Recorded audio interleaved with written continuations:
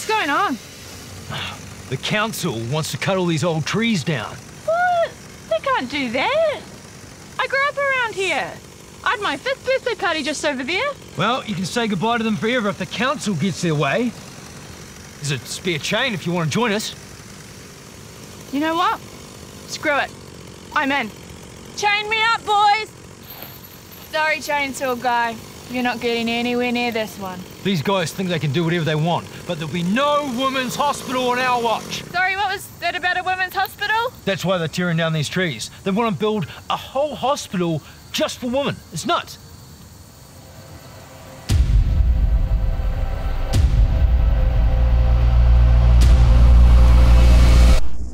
So it's not really about the trees then? No, it's mainly about stopping the women's hospital.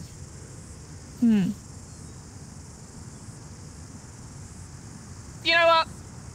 I just remembered I have to take my dog to a friend's house. So I can't actually do this right now. Oh, can that padlock guy come back over here? No, he's all chained up now. We're in this for the long haul.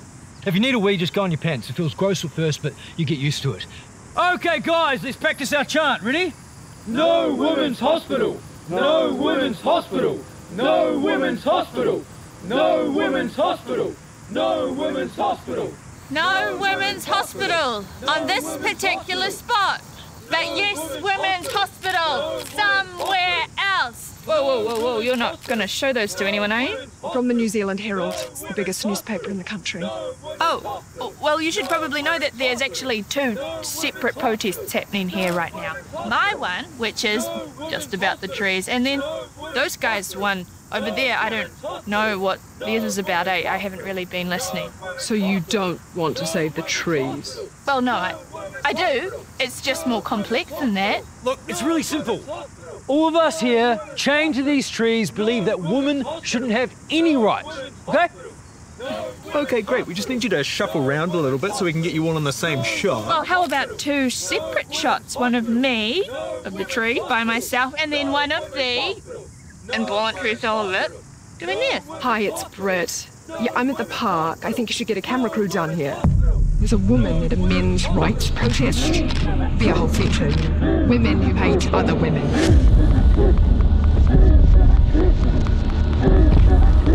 Biggest newspaper in the country. If you need to win, just go on your pants. You know what? It's not worth it. Hey, chainsaw guy! You come and cut this one down. I'm going home.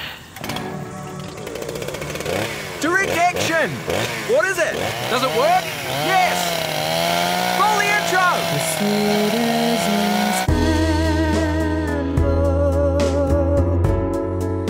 The Citizen's Handbook.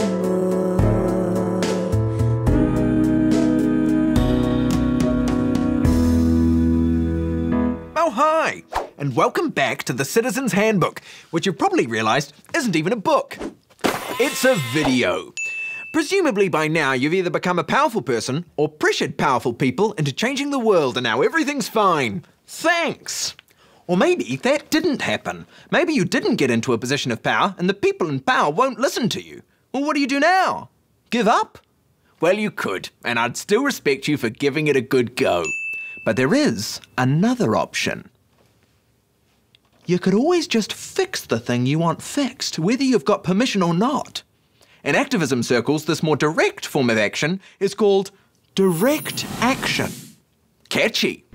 It's story time. Oh, wrong chair.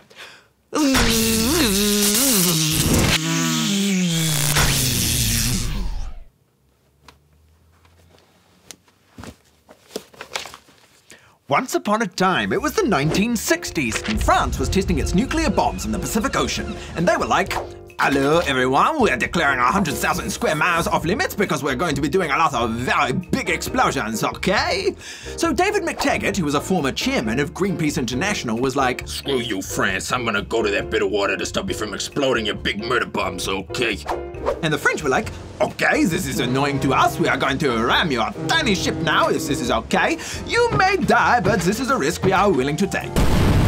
But McTaggart didn't die, and he kept going back. And in 1973, the French were like, Okay, you are making it very difficult for us to destroy the environment and test our big bombs that we love so much, so we're going to board your ship and start beating you with batons now.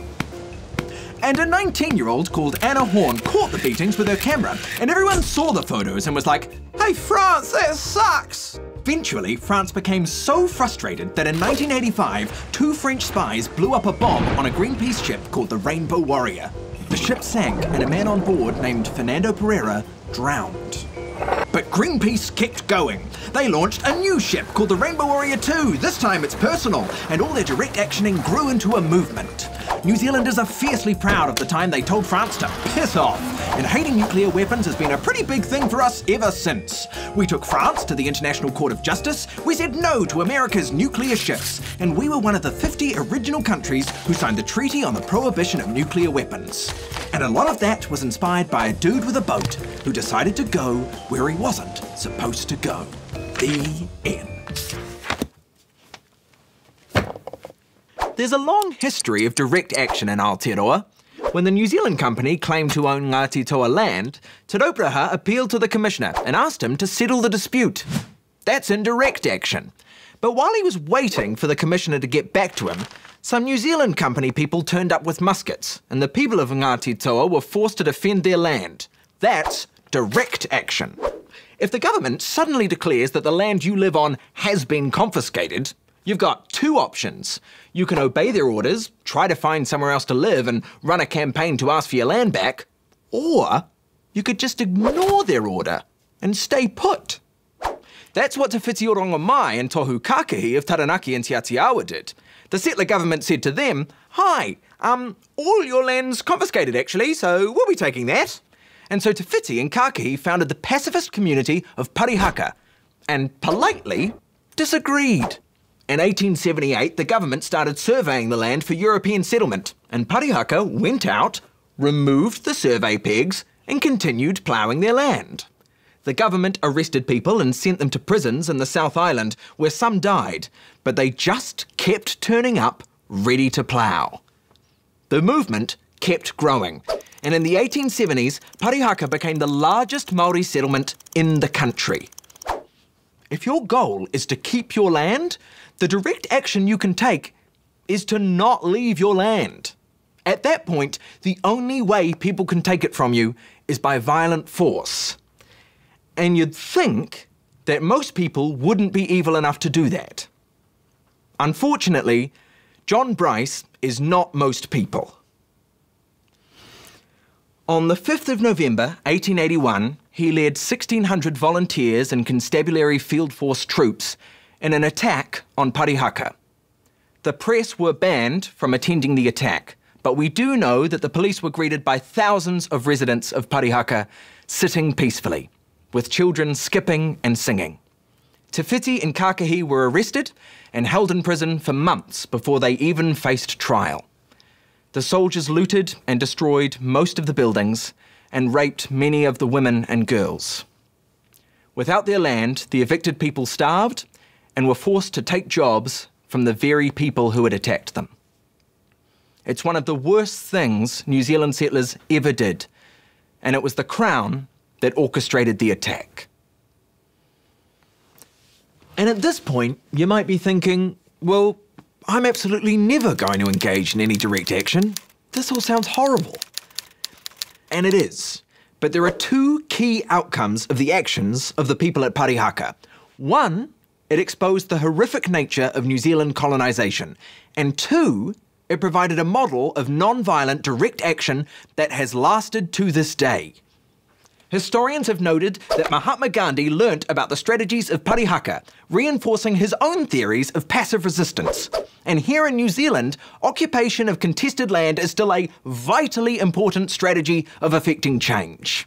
At Takaparafo, aka Bastion Point, protesters defied the government and the Supreme Court for 507 days, occupying the land.